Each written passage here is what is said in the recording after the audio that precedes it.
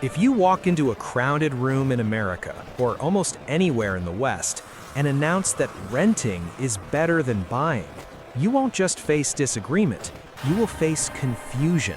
You might even face hostility. For generations, home ownership hasn't just been a financial decision, it has been a moral one. It is the backbone of the American dream. We are taught that responsible adults buy homes, they plant roots, they build equity. Renters, on the other hand, are transient. They're throwing money away. They are paying someone else's mortgage. But what if this entire narrative is based on a misunderstanding of basic mathematics? What if I told you that in 2024, buying a home in a major metropolitan area is often one of the most efficient ways to destroy wealth? To understand why, we have to strip away the emotion. We have to ignore the white picket fence and the feeling of pride of ownership for a moment. We need to look strictly at the capital allocation. When we do this, we discover a simple heuristic that professional investors use to evaluate real estate deals. It is a tool that cuts through the marketing fluff and the realtor propaganda. It is called the 7% rule. The unrecoverable cost fallacy.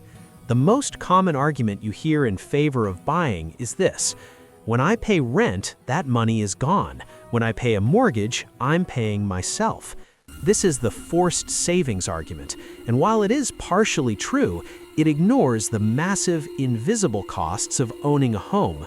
To accurately compare renting and buying, you cannot compare a monthly rent payment to a monthly mortgage payment. That is an apples to oranges comparison. Rent is the maximum you will pay in a month. A mortgage is the minimum you will pay in a month. More importantly, a mortgage payment consists of two parts: principal and interest. Principal is savings. It goes back into your pocket eventually. Interest is a fee. It goes to the bank. It is gone forever. To make a fair comparison, we must look at unrecoverable costs. These are the costs that disappear from your net worth and never come back. For renters, unrecoverable cost equals rent. For homeowners, unrecoverable cost equals interest plus property taxes plus maintenance plus insurance plus cost of capital. The 7% rule is a formula designed to estimate these homeowner costs instantly. It states that on average, the annual unrecoverable cost of owning a home is roughly 7% of the home's value. Let's break down exactly where that 7% comes from. Anatomy of the 7%. The 7% figure isn't magic. It is the sum of three distinct financial drags on your wealth. 1. The cost of capital, 4 to 5%. This is the biggest and most misunderstood component. Cost of capital is the price of money. If you take out a mortgage today, your interest rate might be 6% or 7%. In this scenario, the bank is explicitly charging you that percentage to rent their money. If you buy a $500,000 house with 20% down, you are borrowing $400,000. At 7% interest, you are paying $28,000 a year just in interest. That money buys you no equity. It buys you no ownership. It is a fee. But Nick, you say, what if I pay cash? Then I have no interest. This brings us to opportunity cost. If you take $500,000 cash and bury it in a house, that money is no longer working for you elsewhere. You could have put that $500,000 into a risk-free treasury bond earning 5%. You could have put it into the S&P 500, which historically returns 8 to 10%. By locking it in a house, you are giving up that 5% risk-free yield. Therefore, whether you borrow the money, paying interest, or use your own cash, losing investment income, the cost of capital is roughly the same. Conservatively, we estimate this at 4 to 5%. 2. Property taxes, 1%. This is the rent you pay to the government to live on your own land. While this varies wildly from nearly 0% in parts of Louisiana to over 2% in New Jersey, the national average hovers around 1%. On a $500,000 home, that is $5,000 a year gone forever. 3. Maintenance and upkeep, 1 to 2%. This is the silent wealth killer. When you rent, a broken dishwasher is an inconvenience. When you own, it's a bill.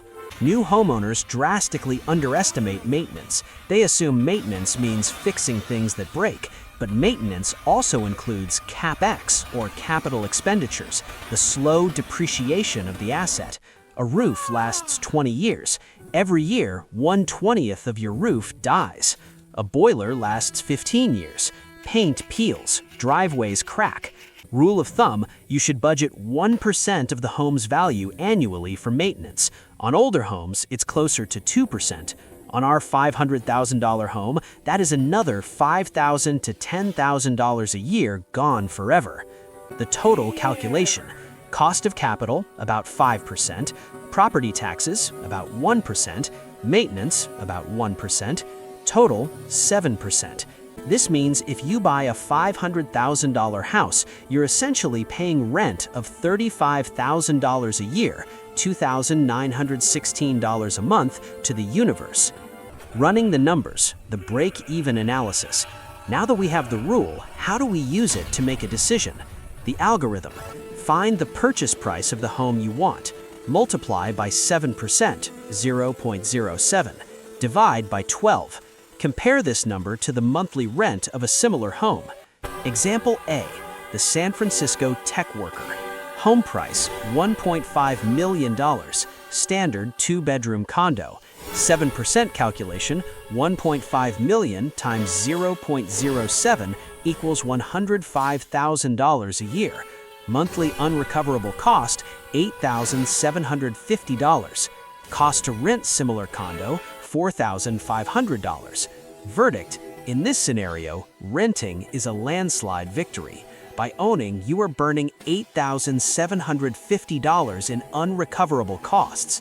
By renting, you only burn $4,500. If you buy this house, you are effectively paying a $4,000 per month vanity tax just to say you own it. Example B, the Midwest family. Home price, $250,000. 7% calculation, $250,000 times 0.07 equals $17,500 a year. Monthly unrecoverable cost, $1,458. Cost to rent similar house, $2,200. Verdict: in this scenario, buying is the winner. The unrecoverable costs of owning, $1,458, are significantly lower than the cost of renting, $2,200. You are saving money by owning. The leverage trap: why housing feels like it wins. If the math is this clear, why does everyone think real estate makes you rich? 2 words: leverage and inflation. When you buy a house with 20% down, you are using 5-to-1 leverage. If the house goes up 10%, you have made a 50% return on your equity. This leverage works beautifully when prices rise. It is a disaster when prices fall. See 2008. However, historical data, Schiller Home Price Index, shows that over the last 100 years, U.S. housing has returned roughly 1% roughly above inflation. That's it. Housing is not a growth asset. It is a store of value. It keeps pace with inflation. The S&P 500, on the other hand, has returned roughly 7% above inflation. The only reason housing competes is because you get to use the bank's money to buy it. But as we saw in the 7% rule, using the bank's money is expensive right now. The rentvesting strategy. So what should you do if the 7% rule says don't buy? Do you just rent and spend the extra money on lattes? No. If you want to build wealth while renting, you must become a rentvestor. Rentvesting is the practice of renting where you live, because it's cheaper, and investing the difference, the money you saved by not buying, into higher yield assets like stocks or REITs. The rentvestor's advantage: liquidity. You can sell stocks in seconds. Selling a house takes months and costs 6% in fees. Diversification. A homeowner has all their net worth tied up in one building on one street. If the local factory closes or the neighborhood declines, their net worth collapses. An index fund investor owns 500 of the biggest companies in the world. Mobility. In the modern economy, the biggest driver of income growth is the ability to move for a better job. Homeowners are anchored, renters are nimble. When math loses, the lifestyle factor. There are valid non-financial reasons to ignore the 7% rule and buy a home anyway. Stability. You don't want a landlord telling you to move out in 30 days. Customization. You want to tear down a wall or paint the nursery pink. Forced savings. You know you lack the discipline to invest the difference. A mortgage forces you to save every month. If you are buying for these reasons, admit it. Say, I am buying this house as a luxury good and not an investment. That is a healthy financial mindset. Buying a Ferrari isn't an investment, but people do it because they enjoy it. A house can be the same.